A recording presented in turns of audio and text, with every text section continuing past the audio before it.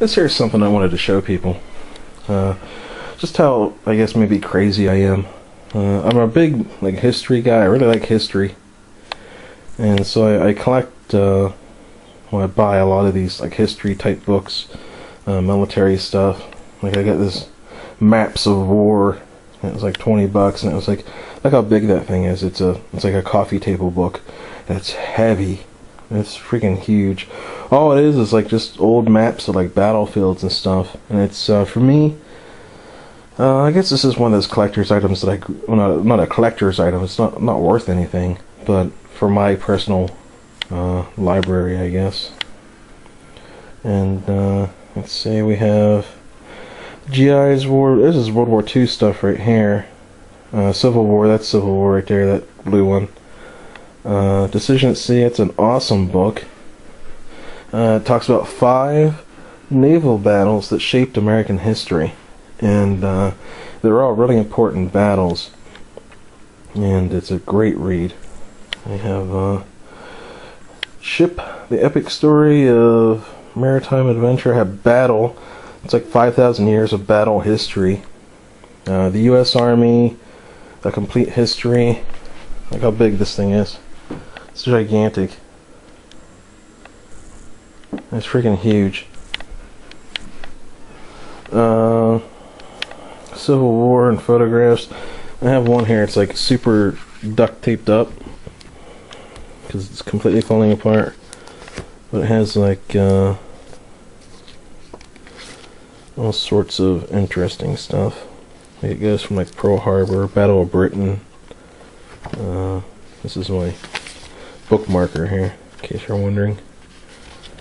It's really awesome. Civil War and photographs. The Interrogators. It's a very interesting book to read. Basically, it's a guy that was an interrogator in Afghanistan, and he talks about the various methods they use to interrogate people, to break them down. There's 13 or 20 different methods. It's they can pretend to be your friend, they can pretend to be your enemy, they can offer you something, they can, threaten to take away stuff. It's a very good read, and if anyone's interested, it's by Chris Mackey and Greg Miller, The Interrogators. And I got it for $3. And look how big that book is, too. It's a big book. Really big book. Let's see, sort of a tank encyclopedia, World War II aircraft. Here's a modern aircraft encyclopedia. It's nothing I'll probably ever have a real use out of. It's a really great reference, though. The Crusades, War of 1812, Waterloo, Patriot Battles. Patriot Battles is an excellent resource for information about the Revolutionary War. It has information about both sides, what kind of equipment they carried, the weight of the equipment. They had information about how their equipment was deployed, their artillery, all that good stuff. It's really, really interesting if you're a big nerd like me. These 2 books, Lone Survivor and House to House.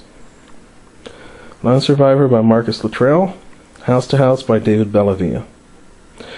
And these 2 guys are freaking epic. These are both true stories. Lone Survivor is from Afghanistan. Luttrell was a member of SEAL Team, I think, 10, maybe.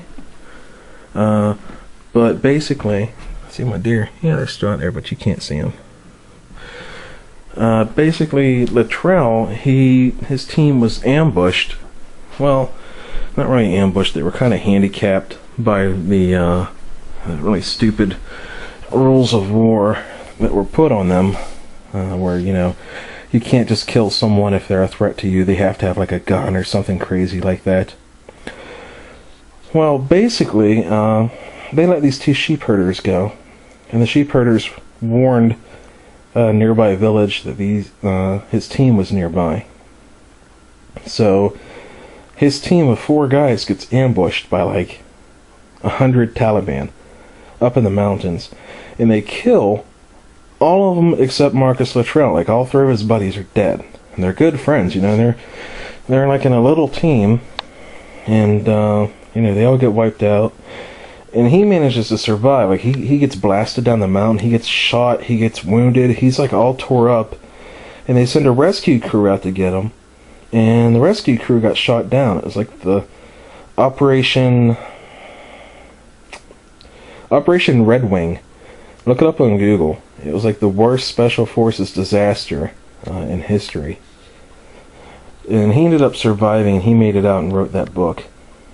And then you have House to House, by David Bellavia, and this took place in Iraq, and he talks about the second battle of Fallujah, because we didn't go hammer down on Fallujah like we should have the first time. We ended up having to go back.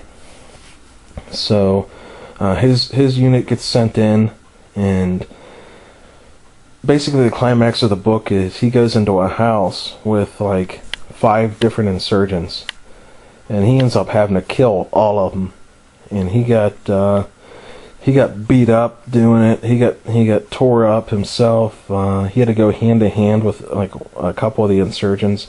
He had to stab an insurgent to death with his knife. He was like rolling around on the ground with an insurgent. He took the SAPI plate. It's like a metal plate that goes into your body armor. It's a trauma plate to stop bullets. He took that out and had to beat an insurgent with it in order to get his knife out. And he killed like 5 insurgents hand to hand and with his M16. So both Luttrell and Bellavia, man, they're warriors. They are hardcore guys, and I would recommend their books any day. House to House by David Bellavia, and Lone Survivor by Marcus Luttrell. Anyway, that's pretty much my collection of nerdy history stuff. That's just how I roll. And I think that's pretty much the tour of my whole house. That right there is my my kerosene heater, and I got it in a bag so that it stays nice and clean. And in case there's like any fumes that want to get out or anything, they're not gonna. It doesn't really give off. It doesn't give off any fumes at all, as far as I can tell. But you know, that's if anything to keep it clean. We Were Soldiers, Mel Gibson. We want to watch that. I was watching it just because it has AK-47s in it. To be perfectly honest, I mean, I've had it a long time, and I watched it before, but I decided to watch it again just because it had AK-47s, and I want a kick right now where I'm watching like all the movies that have AK-47s, like Red Dawn. Oh, there's Snoop Dogg. What do you do? So, you know, I'm watching all these movies with AK-47s and stuff, and I'm just on a kick. And I really enjoy, like, watching them now, because now that I know a lot about it, well, not a whole lot, but I know quite a bit about AKs, I'll watch them and be like, oh, that AK's unsafe, you know, or that AK shouldn't be doing that, or, you know, that's not even, you know, it's like, I've seen, like, SKSs and stuff, now that I can identify them. Take your boots off.